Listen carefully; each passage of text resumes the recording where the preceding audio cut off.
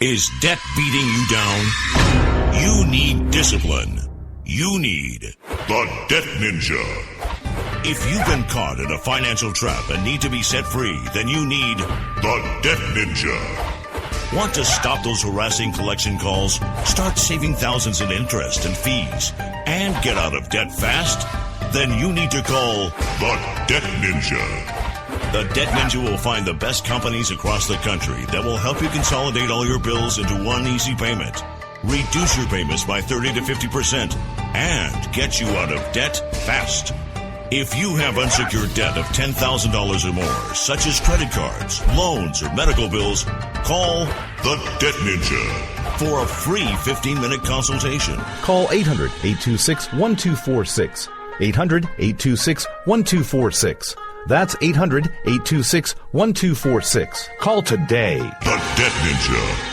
Individuals and businesses with tax problems, listen carefully. Do you feel like you're losing control over your finances? If you owe over $10,000 in back taxes or have unfiled tax returns, we can help you take back control. The IRS is the largest and most aggressive collection agency in the world, and they can seize your bank account, garnish your paycheck, close your business, and file criminal charges. Take control of your tax problems now by calling the experts at Tax Mediation Services and take advantage of the Fresh Start program and new laws that may allow us to negotiate a settlement for the lowest amount possible. Our team of tax attorneys and enrolled agents can stop collections and get you protected so you can take control of your financial future. Tax Mediation Services is accredited by the Better Business Bureau. Call now for a free case review and a price protection guaranteed quote. Call Tax Mediation Services now at 800-610-9050. That's 800-610-9050. 800-610-9050. Writers are prone to becoming so attached to our characters and stories that we struggle to see why a passage may not be working. It takes another set of eyes to help us nurture our writing to full maturity. At Black Wolf Editorial Services, we strive to enable writers to develop and grow, shaping stories into masterpieces that can stand the test of time. Editing services are provided for all genres and all age categories. Services range from critiques of the short story through to the line edits of the full-length novel and copy editing for those preparing for publication. We also offer assistance on generating a writer's bio for your websites, as well as help with those book blurbs and promotional material. We won't abandon you to the masses. We want to celebrate with you in your successes. Black Wolf Editorial Services, nurturing your writing into maturity. For a full list of services and prices, visit us at blackwolfeditorial.com.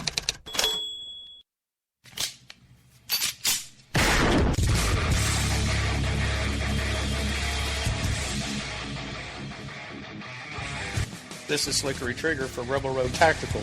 With proper care and feeding, your pistol will be ready when you need it, there to save your life. Shouldn't your gear be that good? Whether you need a holster for comfortable everyday carry or a tough-as-nails holster for your next training course, Rebel Road Tactical has what you need. Check us out on the web at rebelroadtactical.com.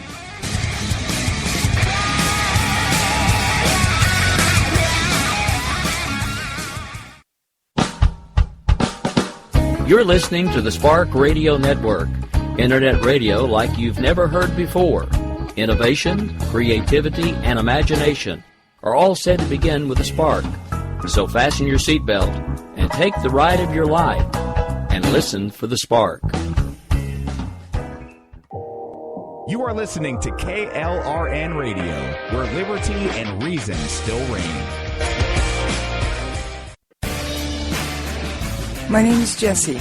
I'm a United States Special Forces widow. This gives me a unique perspective on the world around us.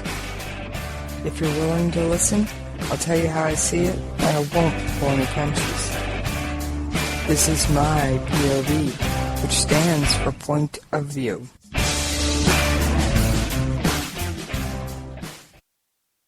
Alright, this is Jessie. I'm so happy to be back with you guys. You know I miss you when I'm not talking to you. Alright, before I get into any of the hard news that is out there today, and there is a ton of it. There's Iran, there's Iraq, there's Mosul, there's North Korea. I need to bring something up. And occasionally I do share small personal bits. My husband / occasional producer, Dave Brewer, his unit suffered what was an apparent suicide over the weekend. For those of you who are new to listening or new to my show, my husband is active duty in the United States Armed Forces. He's United States Army. Please, if you are a soldier or you are a veteran and you are struggling and you are having these issues, please, I implore you, reach out. One of your battle buddies, one of your friends. You are not alone in this fight. No one wants to lose you. I promise you that. And whatever problems you are facing, there are solutions out there. Solutions you can live through. Please. Please. I implore you, there are helplines out there, and I'm actually going to do a search for some of them and see if I can announce some of them at the bottom of the hour before I get off air. But I had to bring out that announcement right away. It's been weighing on my heart and mind since I found out. This is not, unfortunately, this is not the first time my husband, Dave Brewer, has brought me this news. I pray each time it's the last. Unfortunately, it never seems to be the last. Please, I implore you, reach out, call a battle buddy, text somebody, tell a neighbor, tell a friend. You don't think you have any friends? Go to the emergency room. I know that's a huge step. But please, please, please, I've seen firsthand the grief and the reactions and the tears and the funerals and the soldier's cross and the reactions from the squad mates as that final roll call is read. I have seen it one too many times. And yes, I will probably see it again. But please, I don't want to see it from suicide. Now, the investigation is not final. That's why I'm not mentioning a unit name. Besides, I wouldn't give you that information anyway. And I'm not going to give you the soldier's name. I don't care. It's not, the name at this point is not important. I just want each and every one of you, whether you're active duty, whether you're a veteran, whether you're a spouse, or even just a civilian, there are people out there who will help you. Do not take your own life. Believe it or not, these problems that are here are temporary. There are solutions. Please, reach out to someone. They will listen. I promise you. All right. I gotta pull it back together for a second, so you're just gonna have to bear with me. It's been a rough day, folks. That news kind of hit like a bombshell around here.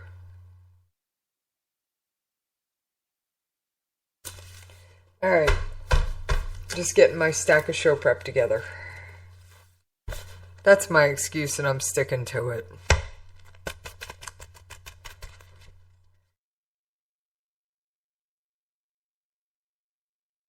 I just pray this time's the last time.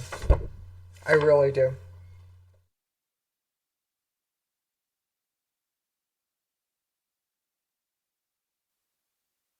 If I had a PSA on this topic and I checked, I don't have one queued up or easily queuable, I'd be running it. But I don't, so I made my own. And I will get you those numbers. And I'll bet if I ask Dave Brewer, he'll find them for me by the end of my show. Alright, on to the news. Russia and India signed a delivery deal for S-400 missiles. Now, for a reminder to all of you who are not familiar with Russian Military hardware, and I don't blame you if you're not. The S-400 is a medium range and long range surface-to-air missile system. It is used to shoot down anything. Basically, it's the if it flies, it dies kind of thing. They can shoot down planes. They can shoot down drones. Indian sources said in December that India's Defense Acquisition Council cleared the purchase of the 5 S-400 air defense systems for Russia in what one source said was a deal costing around 300 billion rupees. And for those of you who are not familiar with the exchange rate, that would be approximately $4.47 billion.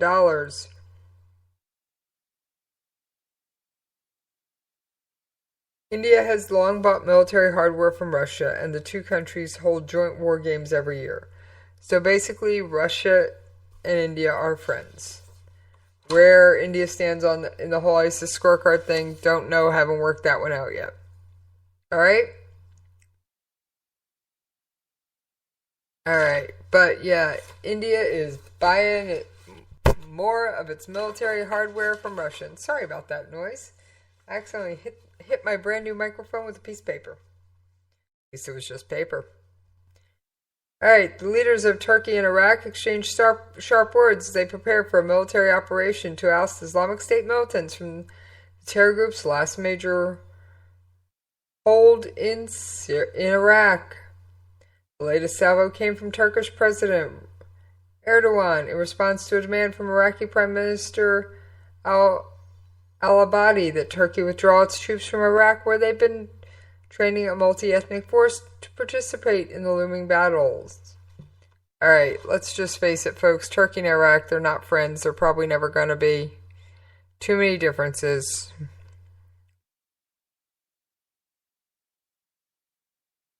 So, I wish it would. Now, the attack isn't... They've been broadcasting that this attack is coming and coming and coming. And let me see if I can find the right audio clip for you guys, because I got some doozies today. I got some ones I'm really proud of. I'm always proud of my audio, but today more so than sometimes, than other times, because I found something that really made me sit up and go, wow, that's awesome. And no offense, folks, audio doesn't always excite me. It really doesn't, unless I got that golden nugget. And guess what I found? I found that golden nugget.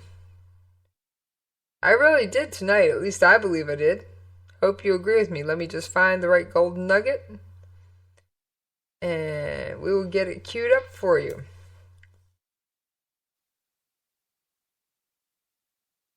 And I do have more on our lovely friends, the Islamic State, aka ISIS, or to remind all of you, Daesh. Fortunately, I did not export and label my clips as I was recording them, so I really can't tell you which one's which, so we're just going to have to roll with the punches, and you're just going to have to bear with me tonight, because Army wife duties kept me busy, and then I had to spend some time with some soldiers tonight. Sorry guys, my soldiers come first. I am an Army wife before I am a show host. In my mind, Army wife is the most important job title I hold. And you can't convince me anything else is true. Sorry, not gonna happen. Not gonna happen. Wouldn't be prudent. No, you just cannot, and for any of you from an older era, you might recognize that particular clip. But you cannot convince me that Army wife is not the most important job title I hold. My husband and the soldiers around me have and always will come first. And I've said that on the air before. I just happen to know that while my husband's a producer, he doesn't always listen to the show. So while I've kind of got him captive audience, because he's actually sitting here listening to me do the show tonight, I figured I'd remind him how I feel.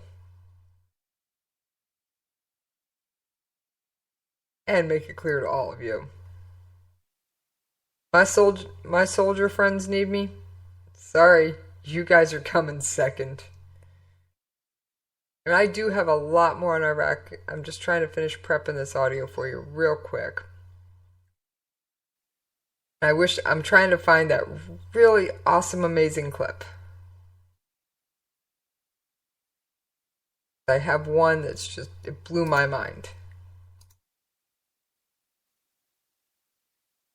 Meanwhile, why don't I go on with one of these articles instead of gushing here? Alright.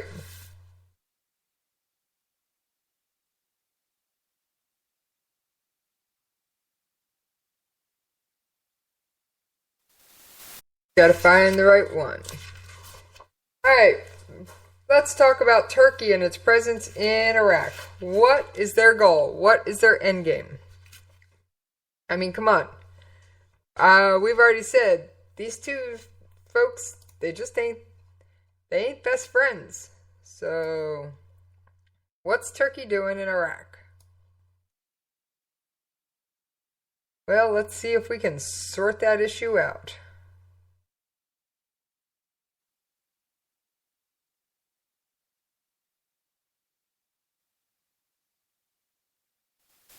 Alright, only weeks before Iraqi troops and their local and international partners start their push to retake the city of Mosul from Islamic State, ISIL, ISIS, Daesh, take your pick. Come on, you guys ought to be able to roll with that name nuance here.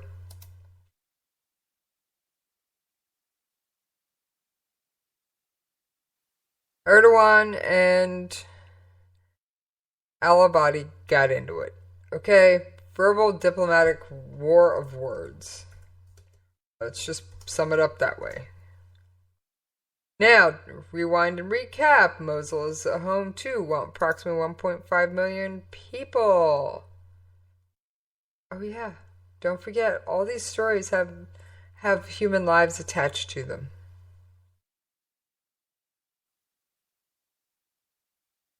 And it has been under the control of Daesh.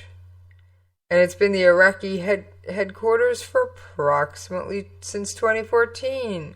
So we're just going to round off here and say 2 years. The battle for the city is, I'm going to say it's coming soon.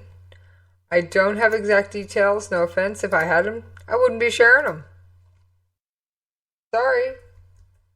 That's information you wouldn't get out of me on air. Abadi's government requested an emergency United Nations Security Council meeting to discuss the issue, and both countries summoned each other's ambassadors in a mounting diplomatic standoff. It's hard to take Baghdad's threats seriously, Al-Fakar Demir, an expert on Turkish foreign policy from Istanbul's Galatasaray University. Alright, hint, Istanbul's in Turkey. And the reason he says it's hard to take Baghdad's threat seriously is the country that cannot protect its own territorial integrity and eliminate terrorism elements from when itself cannot threaten a neighbor for protecting its own interests, especially when that neighbor was invited into the country by Mosul's former governor to train Sunni militias who are preparing to fight ISIL. Alright, refresh, real quick, thumbnail version here. Sunnis and Shias, the reason they don't like each other. Would you believe the reason is centuries old? It goes back to the 1600s. That's why I say centuries. I think 1600s. Anyway, when Muhammad died, Sunni and Shia couldn't agree on who gets to be caliph next. That is the biggest overarching division between Shia and Sunni Muslims. No, I'm not kidding. They couldn't agree on a line of succession. And they evidently felt it was worth breaking up over. And as I discussed with my guest Justin on Jesse's Saturday's Slowdown episode, Yeah. A Muslim Reformation? Don't hold your breath, folks. Would I love to see one? Of course I would. I'd be crazy not to want one. Do I think it's going to happen? Not so much. Not so much. I know you guys will tell me, oh, the Protestants had one, the Catholics had one, it's time for the Muslims to have theirs. You can't force another religion to do something that just because you can't force this group to have a reformation just because these other groups did. So let's get that idea out of our thick heads. Anything forced upon them will be abandoned just as quickly. Alright, let me see if this is the right clip of audio.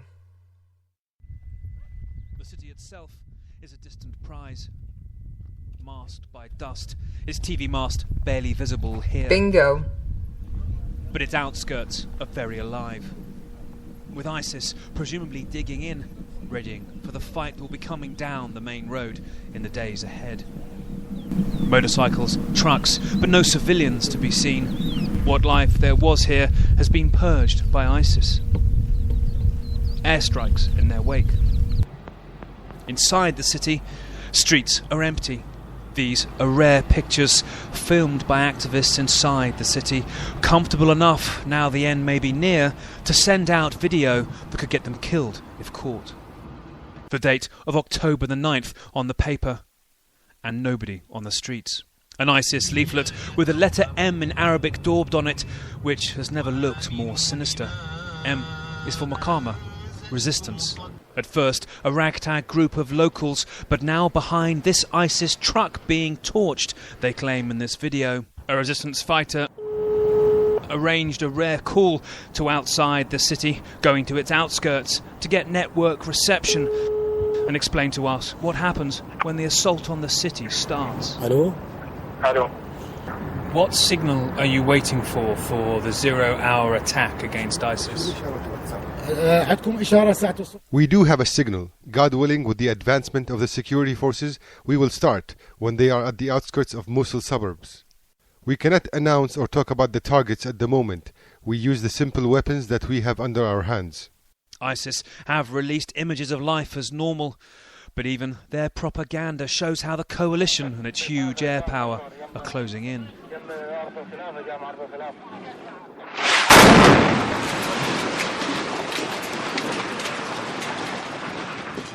Are ISIS acting differently, like they think they're under siege? They are scared and devastated. We know from their behavior, their movements, moving from one house to another. They move from one side of the city to another. They only move at night. At their checkpoints, they cover their faces now, the way they used to when they first entered Mosul. There are female detachments that raid the houses now. They are looking for phone SIM cards. Up on the ramparts, you can see the screws are tightening.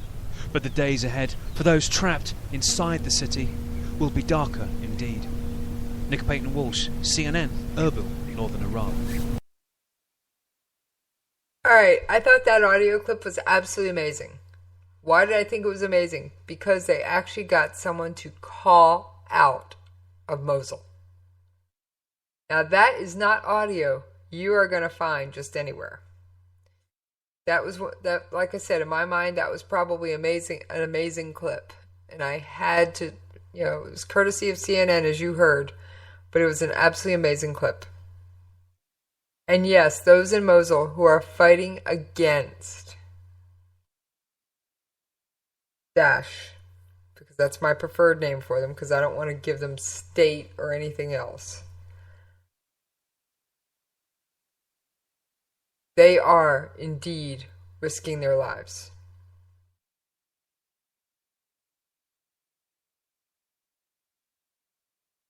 Alright. Now back to the Iraq-Turkey issue. I'm going to skim through this article. Like I said, it's probably something I need to cover in a more in-depth setting when I've got more time. In fact, I will hold on to this article. Anos believes that Turkey's concerns about the future of Mosul should not be interpreted as an attempt to reshape a sovereign country's demographic makeup. We have to remember Iraq's current borders were drawn in the Sykes-Picot Agreement. I'm not going into the details of Sykes-Picot. That has to go on to a slowdown, folks. I'll be here for the rest of the night, and I got the Jen and Rick show hot on my heels.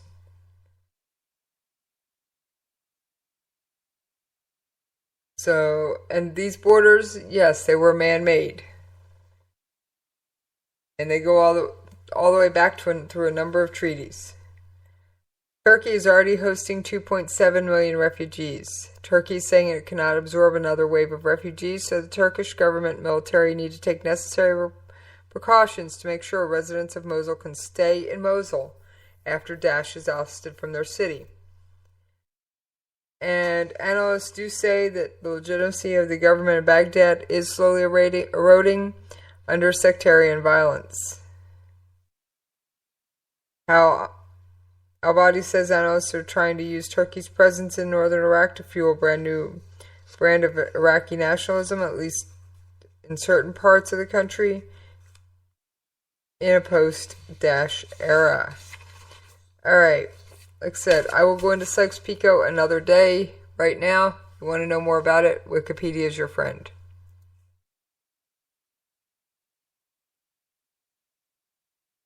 My, oh my, where has the time flown?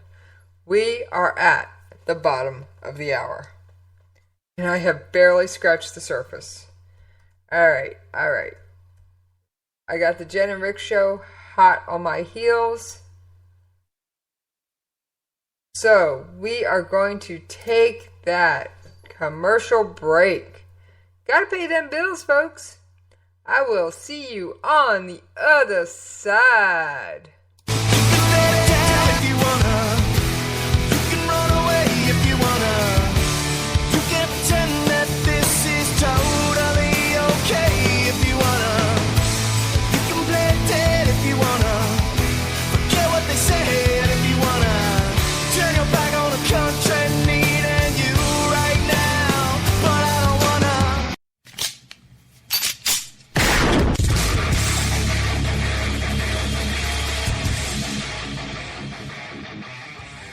This is Slickery Trigger for Rebel Road Tactical. With proper care and feeding, your pistol will be ready when you need it. There to save your life. Shouldn't your gear be that good? Whether you need a holster for comfortable everyday carry or a tough-as-nails holster for your next training course, Rebel Road Tactical has what you need. Check us out on the web at rebelroadtactical.com.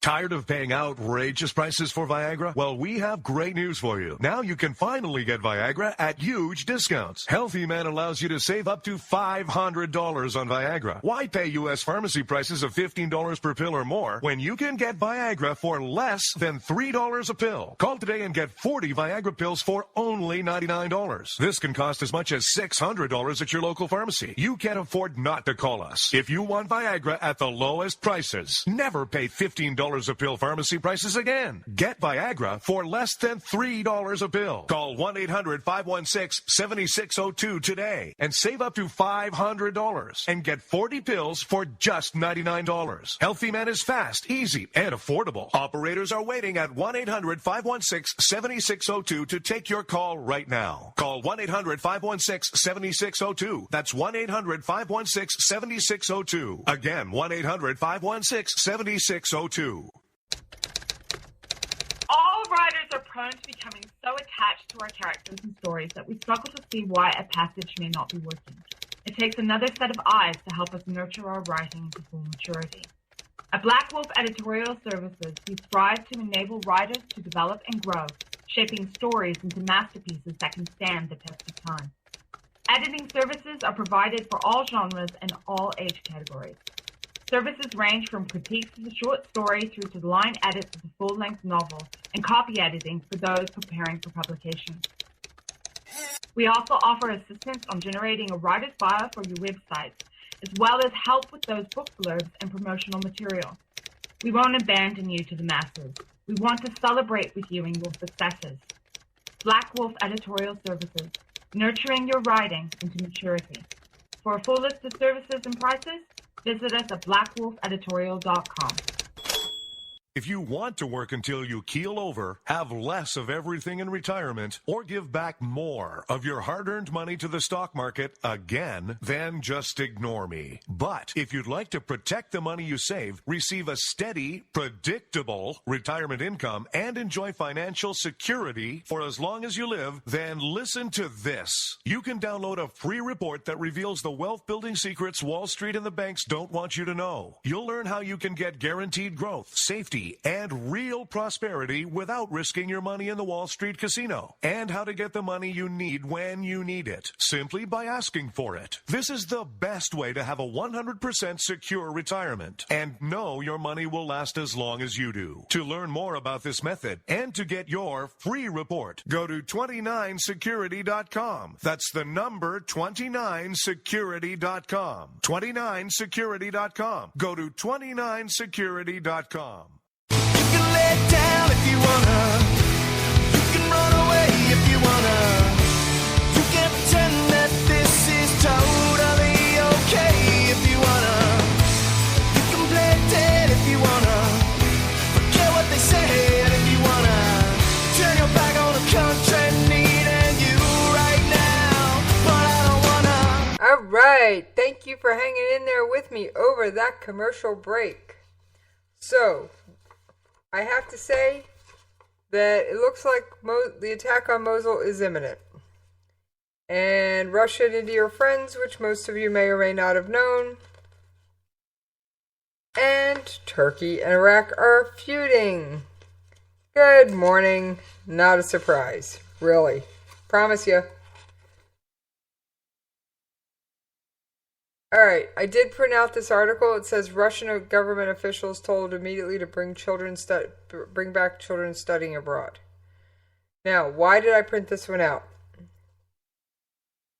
In Europe, when it gets serious, you have to lie. At least if you're an unelected bureaucrat like Jean-Claude Juncker in Russia. However, when it gets serious, attention immediately turns to children. This is why we read a report on the Russian website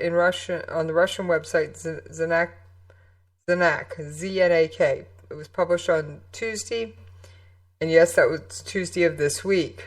And today is October 13th. This article is dated October 12th. According to which, Russian state officials and government workers were told to bring their children studying abroad home immediately, even if it means cutting their education short and not waiting till the end of the school year, and re-enroll them in Russian schools. With some concern.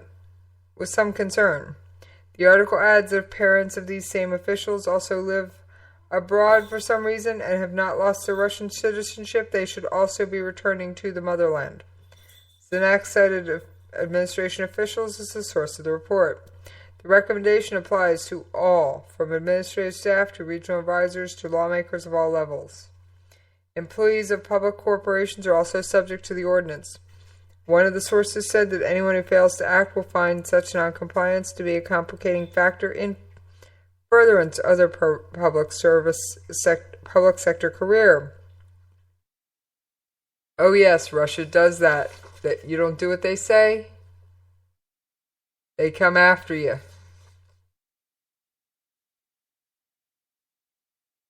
So, I believe this is one of Russia's many steps recently to put its country on a war footing. Yes, I believe Russia is trying to position itself on a war footing. And while you know I don't normally cover politics on my show, too much paper. Too much paper in the way here. Alright, I do have an audio clip. Let me see if I can pull up the right one. Mosul is back. Alright, this is another one on Mosul. Hang on, let me see if I can get the other one. News overnight, a big story that we need to bring. Not that one either. Airstrikes on rebel. Not that one. Making the case for Americans to elect Yes, I want you to listen to this. So, let's take it from the top. Making the case for Americans to elect Republican Donald Trump as the next U.S. president from Moscow. Vladimir Zhirinovsky, the flamboyant veteran lawmaker known for his fiery rhetoric, told Reuters that Trump is the only person able to de-escalate dangerous tensions between Moscow and Washington. Americans voting for president on November 8th must realize that they are voting for peace on planet Earth if they vote for Trump. But if they vote for Hillary, it's war. He says Trump will be the candidate for peace. Trump will have a brilliant chance to make relations more peaceful, to start talks, to take positive decisions on Syria, on Ukraine, on NATO, on disarming and plutonium. Here's the only one who can do this. He also shrugs off lewd comments Trump has made about women. Men all around the world sometimes say such things that are just for their comrades. They just say it. But that doesn't mean that it is his attitude towards women, children, black people, and Muslims. While some do not take him seriously, Zhirinovsky is widely viewed as a faithful servant of Kremlin policy. Victory for Trump and his election as president would be a gift to humanity. This is no joke. Russian President Vladimir Putin has also praised Trump as, quote, very talented, while the Republican candidate has said the Kremlin boss is a better leader than U.S. President Barack Obama. All right, so if you believe the unofficial talking head of Russia, and he is one of their high-power political movers and shakers, Russia wants to work with Trump. Is that going to influence my vote? No. But I just thought that was an interesting audio clip, and you should hear it. Alright, we're going to move on to Iran. As you know, justice in Iran is often under a kangaroo court, as I routinely refer to it. Justice in Iran often isn't what I would call justice. It is closed proceedings. Often defendants have little to no access to attorneys. And I would have to say in many cases there's no such thing as a fair trial. And under that guise, I bring up this article.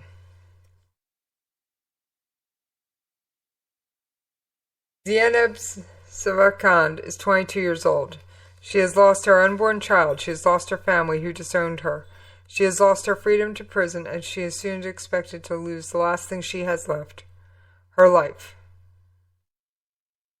And this is the story of an Iranian Kurdish teenager and child bride who became a prisoner on death row as human rights organizations fight to save her life. Activists must battle the clock if they are to stop her execution, which is scheduled for any time after October 13th. Yes, as I'm reading this story, she may already have perished. But I feel it brings an insight that I wouldn't normally have into Iranian justice. At 15 years old, Savakand ran away from home, a small village in northern Iran, for opportunity and love. She married Hossein Samadi, a man 4 years older than she, believing he would give her a better life. Instead, Samadi made everything worse for his teenage wife, regularly beating and swearing at her, and this is according to Amnesty International. Savakand tried to protect herself and asked him several times for a divorce, which he refused. Now, under Islamic law, if a woman wants a divorce, she must ask her husband. If the husband says no, that's the end of it. There is no divorce. Savakand has been sentenced to death by hanging because in February 2012, after 4 years of marriage, Starmati was found stabbed to death. Police arrested his wife, Sevakan, and she allegedly confessed to killing her spouse.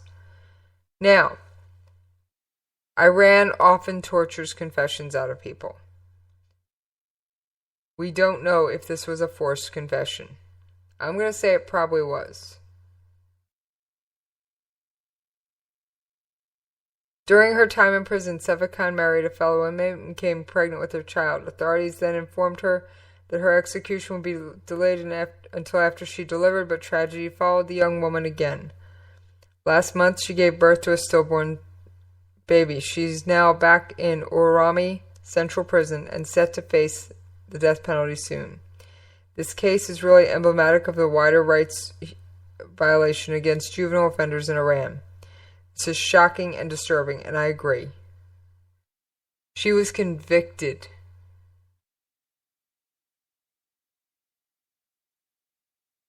At a very young age. She was convicted at an age in this country. She probably would have been sent to a juvenile detention center. Boys as young as 15 and girls as young as 9 can be tried as adults in Iran and therefore may receive the death penalty. Sudan, Saudi Arabia, and China and the United States are also accused of executing juvenile offenders in recent years. However, I have to admit, I haven't seen anyone under the age of 18 executed in this country in a long time. I'm sure we did it in the past. In fact, I've read a few cases where we did. Sevakan is about one of 160 prisoners in Iran on death row for crimes they were committed when they were under 18, according to the United Nations Human Rights Group, and hopes that by shedding light on this particular case, justice can be achieved for the dozens of other juvenile offenders still languishing in Iranian prisons. I'm sorry. This is a very sad article.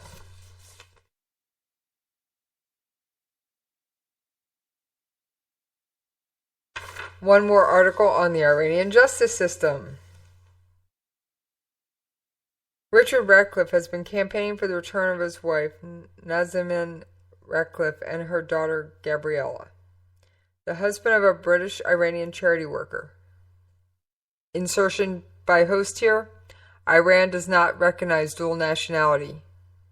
If you hold a dual nationality citizenship and you are in the country of Iran, you are Iranian. Period. End of discussion. Zananan was jailed. Radcliffe, 37, was jailed for 5 years last month on secret charges. The United Nations has said she should be freed immediately, calling it a mockery of justice. Richard Ratcliffe said his wife was being used as a bargaining chip and said the UK should be more critical of Iran. He said the UK government regularly expressed concern, but they've never criticized and called a spade a spade. He said his wife was angry that more was not being done to secure her release, and family members who have seen her for the first time since her arrest were shocked at how much weight and hair she has lost. Mrs. Ratcliffe works for Thomson Reuters Foundation, was arrested at Tehran Airport after visiting her family on holiday 7 months ago. The exact charges have never been published. The couple's two-year-old daughter, yes, you heard me, 2-year-old. Also, Gabriella also had her passport taken after her mother's arrest and has been staying with her grandparents in Iran ever since. At least the 2-year-old is not in a jail cell. That's all I have to say. Richard's only contact with his 2-year-old daughter is via Skype. A UN working group has said that Mrs. Ratcliffe's detention contravened international law, taking into account all circumstances of the case, especially the risk of harm to Mrs. Ratcliffe's health and physical integrity, and the well-being of her child. The working group considers the adequate remedy would be to release her immediately. It also has been found she has been discriminated against and detained because she was a dual national. Reminder, Iran does not recognize dual nationality. Ahmed Shahid, the UN Special Rapporteur for Iran, said the case was a mockery of justice and said evidence of the Iranian judiciary's complete disregard for the most basic fair trial and due process guarantees, both in Iranian and international law. So basically what he was saying is this case even went against Iran's norms. This one was even kangaroo-ish for them. So we're now calling on Theresa May and Boris Johnson to put the entire machinery of the UK government behind bringing Nazanin home to her family as soon as possible. Like I said, folks, please scratch Iran off your countries I want to visit under this regime list if the regime substantially changes. I might even go. But under the current one, oh, you have got to be kidding me. Not a chance, folks.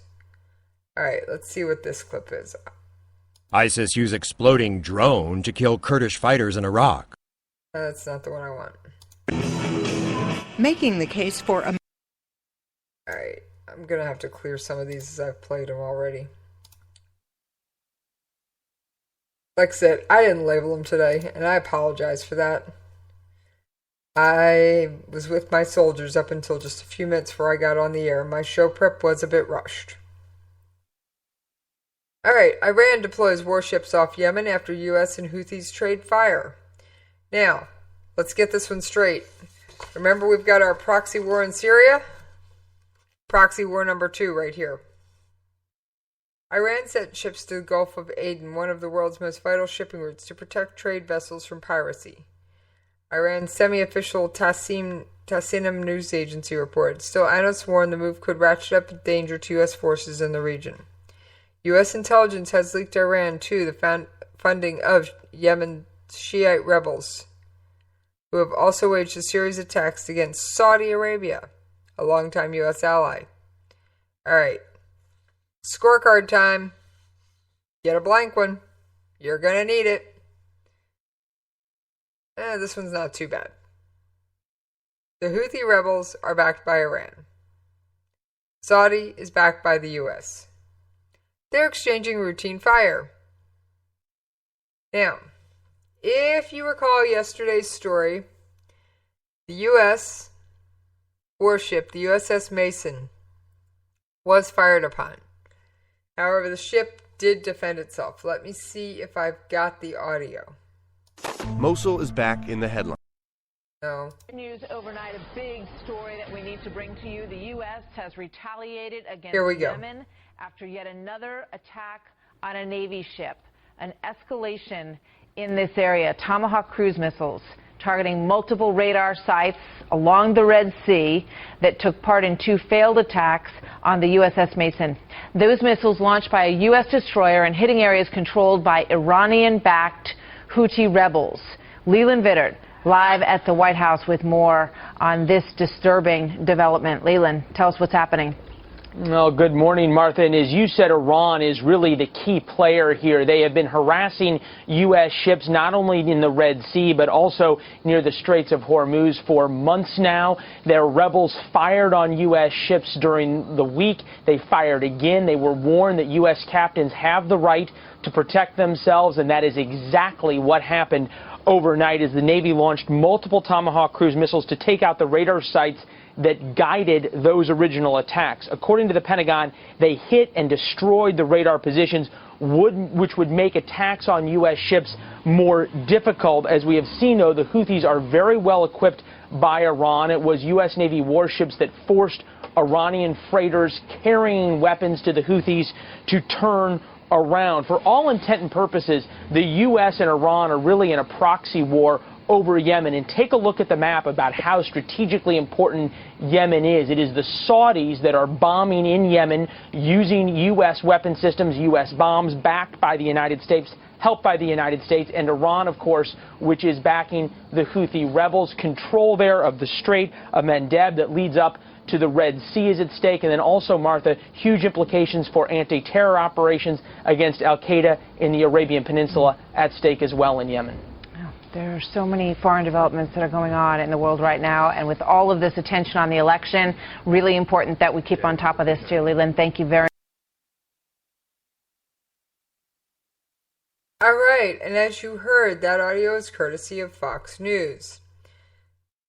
Iran deploys warships off Yemen after U.S. and Houthis trade fire. Like I said, remember, there's Saudis in there and there's Houthis. And the Saudis are backed by the U.S., the Houthis are backed by Iran. I personally would not be surprised if part of that ransom money we paid them was going to fund the very missiles they are launching against us.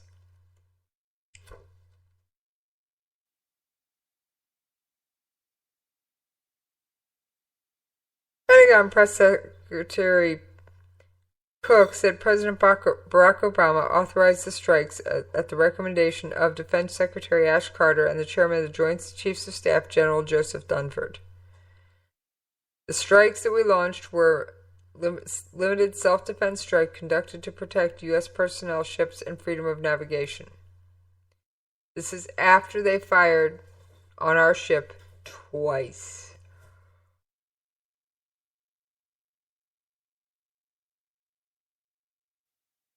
Now, spokesman for the Yemeni army called it American farce to find a reason to interfere in Yemen directly after the failure of the Saudis.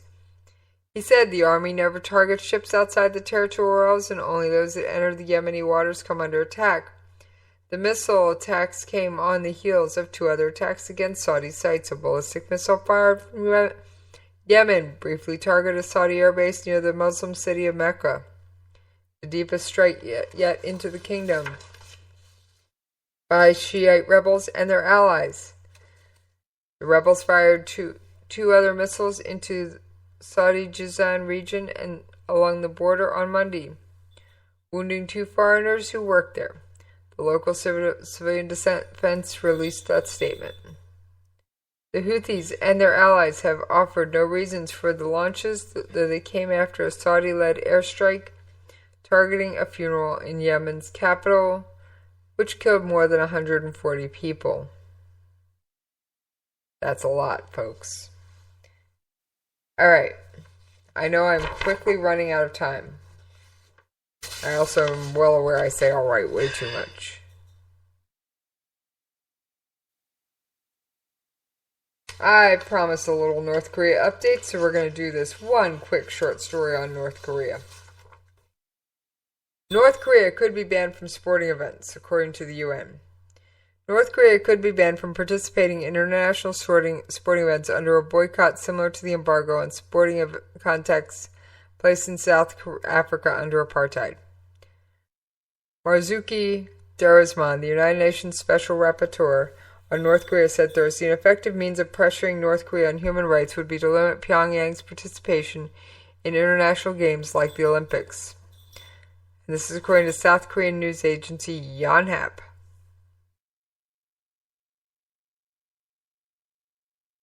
Darusman was speaking at a conference on North Korean human rights in Seoul, where U.S. North Korea Human Rights Envoy, Ambassador Robert King, Sing Polson, Chief of the UN Human Rights Office in Seoul, and Park Young-jong, a researcher at Korean Institute for National Unification, offered opinions on human rights.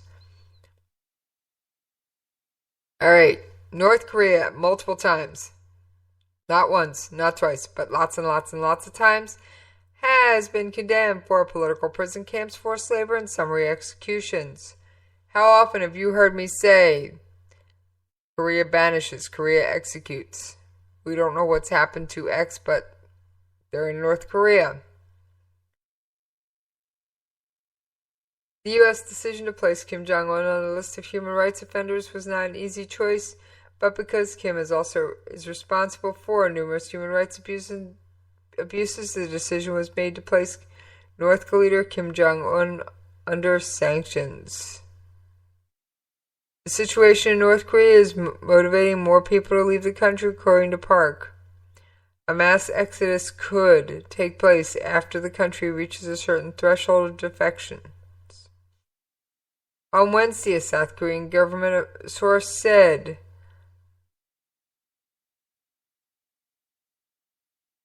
that these said that North Korea could keep pushing people out. Reminder, folks, what we talked about last night. North Korea is facing a famine, due in part to the horrific, catastrophic flooding. Alright, I got just a couple minutes left. Let me pull up those resources I mentioned earlier. Give me just a moment. But like I said, my husband's unit has faced a suicide within the ranks. If you are a service member, a veteran, or even just a normal human being, and you are having thoughts of committing suicide, please, I beg you, get help. Reach out to a friend, reach out to a pastor, reach out to a rabbi. If you're in the armed forces, reach out to your chaplain. You don't want to talk to your chain of command? Don't. Reach out to your... We're going to talk military here for a moment. If you are in the United States Armed Forces and you are considering killing yourself, reach out to a battle buddy. You all go through the same suicide prevention training. Reach out to your chaplain. If you don't feel comfortable contacting any of them, reach out to your MFLAC, Military Family Life Counselor. They know the resources just as well as everybody else. If you really can't reach out to anybody else, and I'm going to say this as a last-ditch resort, but as an FRG leader, I'm going to go out on a limb. Your FRG leader knows the resources too. If they're a newer, younger FRG leader, they may have to make a phone call or two. But they can find those resources. And if they're good, they'll already have them in their notebook. Alright, let me mention a couple of these.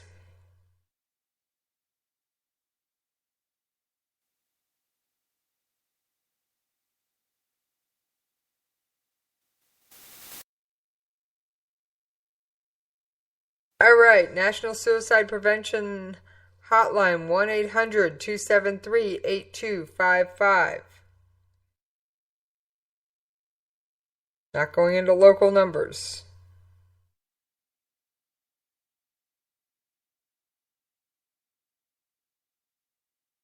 Veterans Crisis Line, 1-800-273-8255.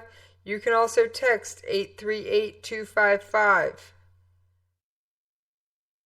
Yes, 1-800-273-8255 or text to 838-255. That is the Veterans Crisis Line.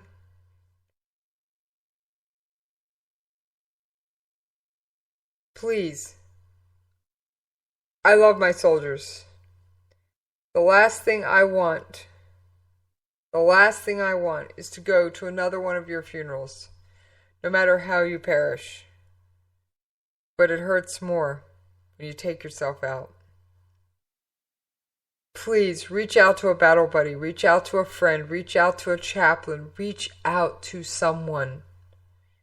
The Army spends a huge amount of time giving you all training. Please. These are temporary problems. They are. Help is available. Reach out to someone. Alright. And on that note, folks, yeah, you know what's coming. I'm out of here!